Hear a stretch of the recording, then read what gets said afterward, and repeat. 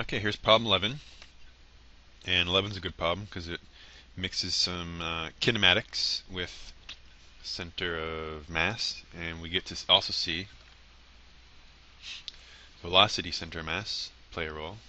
So some of your book problems will that you have to do for WebAssign will entail all of these: XCOM, VCOM, and some kinematics. So this is a nice problem. So we get a stone that's dropped at t equals 0. So let's say this is where it's dropped from. And stone 1 is dropped at t equals 0. Um, and by the time 300 milliseconds, which is zero point 0.3 seconds, that's also in the problem, has elapsed, it'll be down here somewhere. So this is stone 1.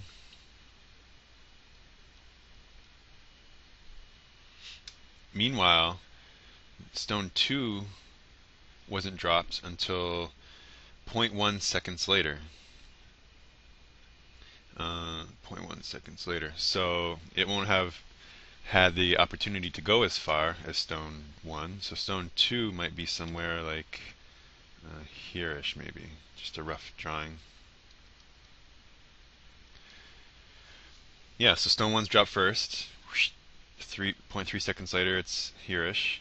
Stone 2 was dropped 0.1 seconds after stone 1 was dropped, so it's only been dropping for 0.2 seconds. We need to find how far below the release point is the center of mass. We know either the same mass, twice the mass. So a second stone with twice the mass. So this is 2m, and this is m. Yep. And so this stone, where is the center of mass? So based on what we've talked about before, if they were equal masses, the center mass would be halfway between them right here, right? But since stone 2 is bigger, the center mass has to be somewhere closer to stone 2, so I'm going to estimate there. Alright, so let's figure out some distances. With that, we need kinematics. So stone 1 versus stone 2. And for kinematics, as I've taught you many times, I like to list out all of the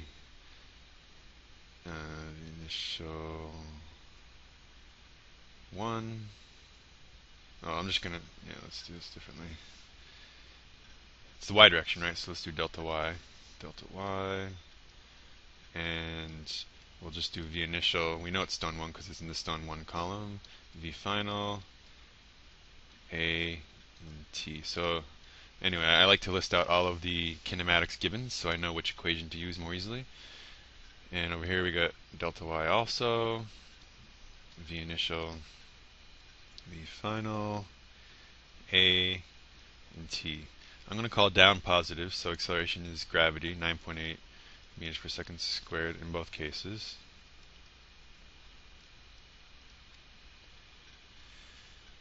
The initial speed, they're dropped, so the initial speed is 0 for both cases.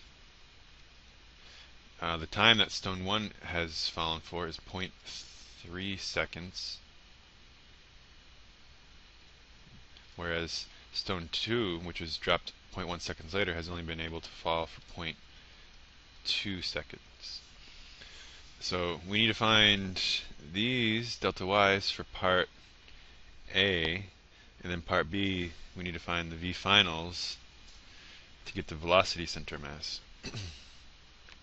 Alright, so let's say the easiest kinematics for these is delta y equals v initial t plus 1/2 at squared.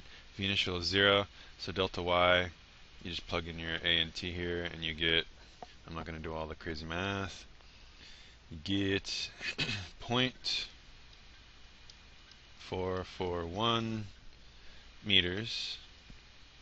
So that's how far it is down here, 0.441 meters.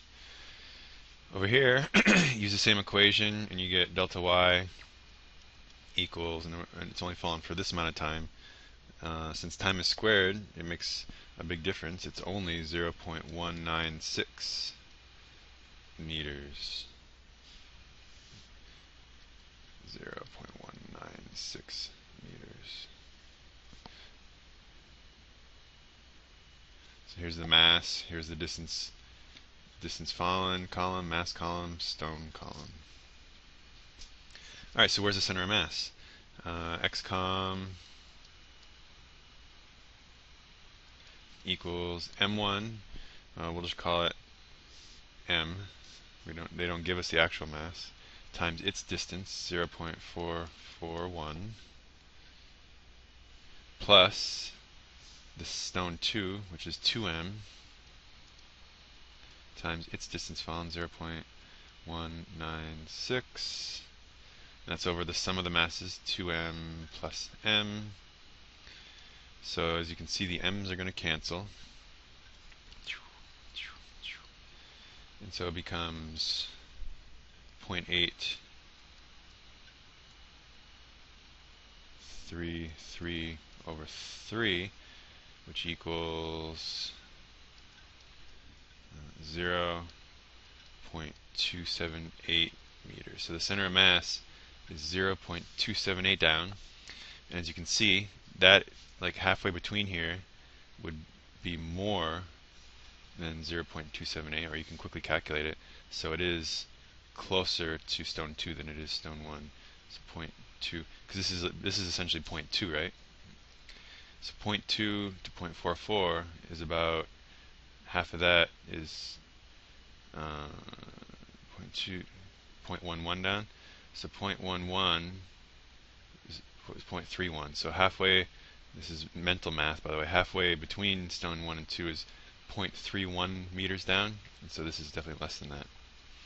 Alright, now let's find VCOM, but in order to do that, we need the velocities at these positions, so that's finding these two. That's easy.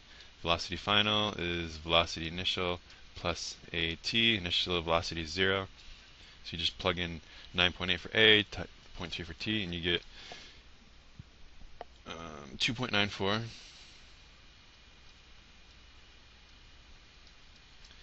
meters per second. And over here you get velocity final is 1.96 meters per second. So you just plug that in. M 2.94 plus 2m 1.96 over 3m. The m's cancel again, and I'll just skip some steps. That equals 2.29 meters per second is the speed at this point of the center of mass. There's acceleration, right? So this center of mass speed can only get higher. And that's problem 11. Good problem. Kinematics, XCOM, and VCOM going on. So, all right.